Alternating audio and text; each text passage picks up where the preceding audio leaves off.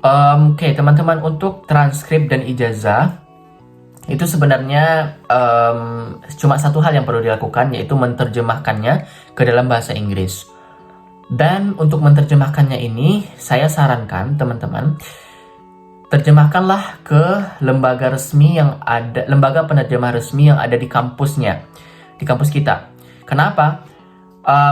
Kemarin itu saya punya pengalaman, saya pernah menyetorkan, saya waktu itu pertama kali menyetorkan translate dari transkrip dan ijazah saya itu ke penerjemah tersumpah yang swasta, artinya bukan lembaga resmi dari kampus. Saya setorkan, dan setelah itu pihak Oxford itu meminta saya untuk menerjemahkan ulang, tapi bukan di penerjemah yang swasta, tapi harus diterjemahkan oleh kampus itu sendiri. Nah, akhirnya saya menghubungi pihak kampus bagian pusat bahasa waktu itu, dan saya minta untuk diterjemahkan ke dalam bahasa Inggris dan diminta ada tanda tangan penerjemahnya, artinya ada tanda tangan ketua lembaga tersebut. Barulah setelah itu pihak kampus menerima transkrip nilai dan ijazah saya. Jadi teman-teman, untuk amannya ya saya sarankan terjemahkan ke lembaga resmi kampus. Itu untuk transkrip dan ijazah. Kemudian kita masuk yang keempat ya. Dokumen keempat yang harus dicantumkan adalah IELTS. Nah, bisa IELTS, bisa TOEFL IBT, bisa yang lain ya. Silakan teman-teman cek apa yang diterima, maksudnya jenis tes bahasa Inggris apa yang diterima oleh pihak kampus. Biasanya sih kebanyakan kan kita IELTS atau TOEFL IBT yang dari Indonesia ya. Kalau saya kemarin memang IELTS. Nah, berbicara tentang IELTS, saya ulangi lagi bahwa yang ditekankan di sini adalah skornya.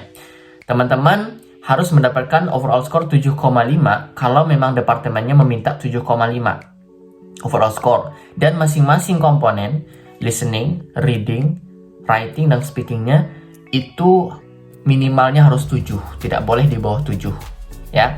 Itu harus ditekankan, yang ditekankan untuk IELTS ya. Kalau TOEFL IBT juga ada range-nya, silakan teman-teman cek, karena saya tidak terlalu mengerti kalau berkaitan dengan TOEFL IBT. Oke, itu untuk skor bahasa. Oke teman-teman, yang kelima ya, kita akan bahas terkait dengan statement of purpose. Nah, ini adalah bagian yang juga sering banget ditanyain para pelamar kampus gitu, karena statement of purpose ini adalah sebuah esai yang kita buat untuk memberitahu pihak kampus bahwa saya itu layak, saya itu worth it untuk diterima di kampus tersebut. Nah, saya akan jelaskan briefly ya, secara singkat, padat ya, seperti apa statement of purpose yang saya setorkan ke kampus Oxford. Yang pertama, saya tulis judulnya Statement of Purpose, kemudian saya tulis Hamdi Putra Ahmad, nama saya. Kemudian saya langsung ke paragraf pertama.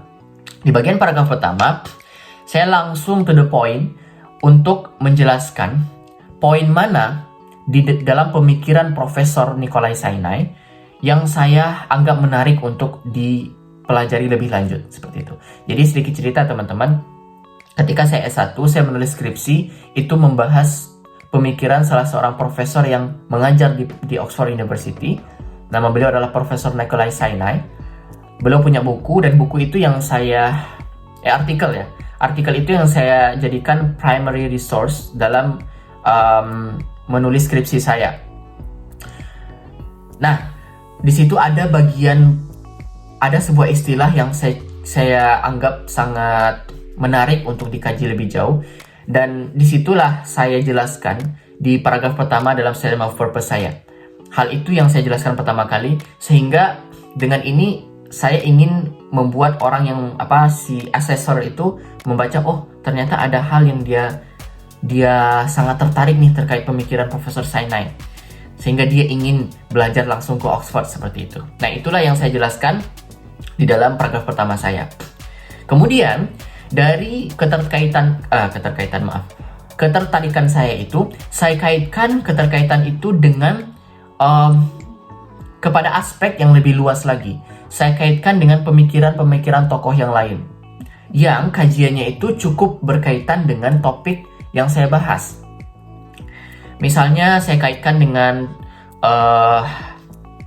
Ibnu Jarir At-Tabari, kemudian ada nama As-Sa'labi, kemudian Al-Baghawi, Al-Alusi, At-Tawi Jauhari, kemudian juga ada beberapa modern scholars yang saya kutip di sini, misalnya seperti Nasr Hamid Abu Zaid, Aminah Wadud, Khalid Abu Al-Fadl, Fazlur Rahman, dan lain sebagainya. Jadi yang dari awalnya itu saya mengutip ketertarikan saya dengan pemikiran Profesor Zainai, dari situ saya tarik ke skop yang lebih luas. Saya coba kaitkan pemikiran itu dengan pemikiran tokoh-tokoh lain, baik itu tokoh-tokoh klasik maupun tokoh-tokoh modern. Nah, tentunya untuk bisa mendapatkan ini, itu kita diminta untuk membaca literatur yang cukup banyak, gitu ya teman-teman. Jadi teman-teman perlu, sebelum menulis statement of purpose, jangan sampai pikirannya kosong. Artinya, coba cari dulu, coba kaitkan dulu dengan skop yang lebih luas. Bagaimana tokoh-tokoh lain itu berbicara terkait topik yang ingin kita pelajari itu, seperti itu. Oke, setelah saya lengkap menjelaskan topik yang ingin saya bahas itu, barulah saya masuk ke aspek meyakinkan mereka bahwa saya itu punya kapasitas gitu. Saya punya kapasitas untuk menjadi student di sana. Dengan cara apa? Saya coba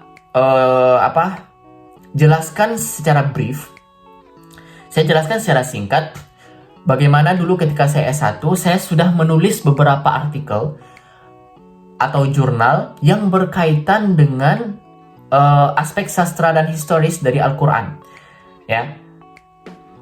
Ini kan yang terkait dengan pemikiran Zainai itu kan saya bahasnya tentang sastra dan histori Al-Quran. Nah, saya coba meyakinkan si asesor bahwa ketika saya S1, saya sudah nulis beberapa artikel yang berkaitan dengan sejarah dan sastra Al-Quran. Dan itu menunjukkan bahwa sebenarnya dari semenjak S1, saya sudah menapaki jajak ini. Saya sudah mencoba merintis kajian ini gitu. Jadi nggak ujuk-ujuk pengen ke Oxford menulis tentang histori sastra Al-Quran, nggak. Tapi ketika saya S1, beberapa kali saya sudah mencoba menulis artikel. Dan itu, it will show that we have the capability and we have the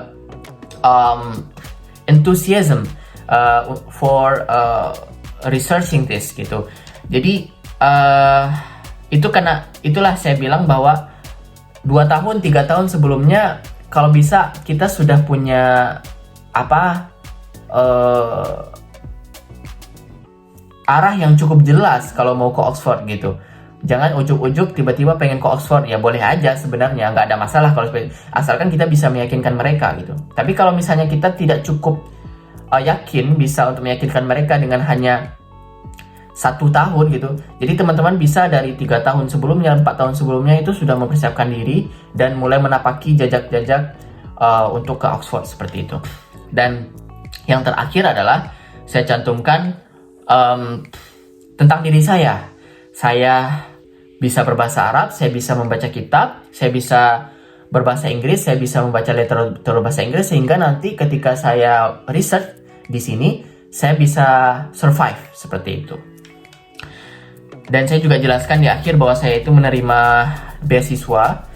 Saya juga cukup harus meyakinkan bahwa saya ke sana, saya punya financial support yang cukup. Ya, saya katakan bahwa saya sudah lulus LPDP dari government, dan saya kalau diterima ya saya tinggal berangkat ke sana, saya tinggal belajar, saya tidak perlu lagi memikirkan finansial saya. Nah, disitulah barulah terasa lengkap statement of purpose, dan mereka yakin bahwa anak ini bisa untuk belajar ke Oxford seperti itu. Oke, itu untuk yang statement of purpose. Oke teman-teman, kita masuk ke dokumen yang terakhir, yaitu written work. Written work ini adalah esai atau jurnal atau artikel, terserah apalah namanya, yang pernah kita tulis atau yang kita tulis ketika kita akan mendaftar, yang dari tulisan itu mereka akan menilai kualitas akademik kita. Apakah dalam tulisan itu, artinya dengan tulisan itu mereka akan menilai bahwa anak ini mampu secara akademik untuk bertahan, untuk meneliti di S2 di Oxford University seperti itu. Nah, kita diminta untuk menulis 2 esai, dan range-nya itu adalah antara 500 kata sampai 2000 kata. Jadi nggak banyak-banyak ya teman-teman. Maksimal itu ya 7 halaman lah, maksimal 7 halaman.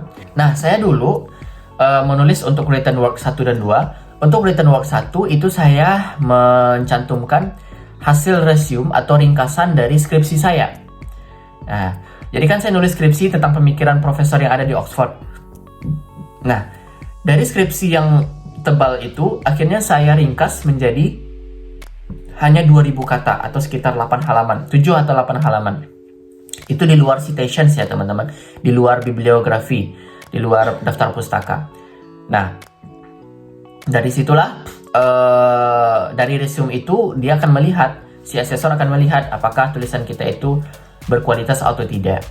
Kemudian untuk written kedua, work kedua itu saya mengambilnya dari tugas mata kuliah bersama Profesor Sahiron Syamsuddin. Waktu itu saya diampu oleh beliau dalam mata kuliah tafsir kontemporer, ya, studi tafsir kontemporer. Nah, dalam makalah ini, artikel ini saya membahas tentang pemikiran Bintu Syati, penafsiran Bintu Syati terhadap surat Al-Adiyat waktu itu. Nah, bukan Al-Adiyat, An-Nazi'at. Ini totalnya juga 2000 kata. Nah, terkait dengan kontennya teman-teman, kontennya itu sebenarnya terserah dari kita aja mengikuti artikel kita gitu. Kalau saya di sini ya saya bikin judulnya Examining Bintu Syati's Consistency on Applying Literary Tafsir Method Towards Surat An-Nazi'at ayat 1 ya. Kemudian ya langsung aja the basis of Bintu Syati interpretation method. Saya jelasin gimana sih metode tafsir Bintu Syati itu secara briefly sedikit aja. Kemudian langsung saya ke aplikasinya gitu ya, cara menganalisis atau menilai tulisannya Bintu Syati. Nah, setelah itu kesimpulan, penutup, dan akhirnya bibliografi. Jadi cantumkan aja yang bagian-bagian yang penting. Kalau misalnya teman-teman punya artikel yang sampai 25 halaman, di-press lagi, diambil bagian-bagian yang penting saja. Tapi jangan hilangkan footnote-nya. Dalam artian, kalau bisa footnote-nya itu masih banyak gitu loh teman-teman. Gimana caranya lah? Jadi memang tulisan kita itu memang kelihatan kualitasnya dengan banyaknya quotation gitu ya, citations. Mungkin itu aja sih written work, nggak terlalu ini. Dan yang paling ditegaskan dalam written work itu, dan juga ada sih dalam website itu dijelaskan, jangan sampai kita mencantumkan atau mengupload tulisan yang berisi plagiarism. Itu sangat dilarang. Kalau sudah terdetek plagiarism di dalamnya, ada batasan persennya berapa gitu, saya lupa. Usahakan kurang dari 20% plagiarism indication gitu. Plagiarism tanda indikasi plagiarism itu kurang dari 20% atau bahkan di-press jadi di bawah 10%. Karena kalau kita terindikasi plagiarism, otomatis pihak Oxford tidak akan menerima artikel kita. Karena plagiarism itu dianggap sebagai suatu pelanggaran dalam akademik. Jadi itu aja teman-teman ya.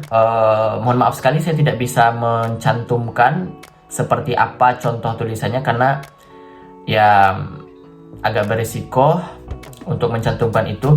Tapi kalau teman-teman memang ngerasa butuh bantuan, silakan japri saya, bisa lewat Instagram atau ya paling memungkinkan lewat Instagram sih, lewat DM.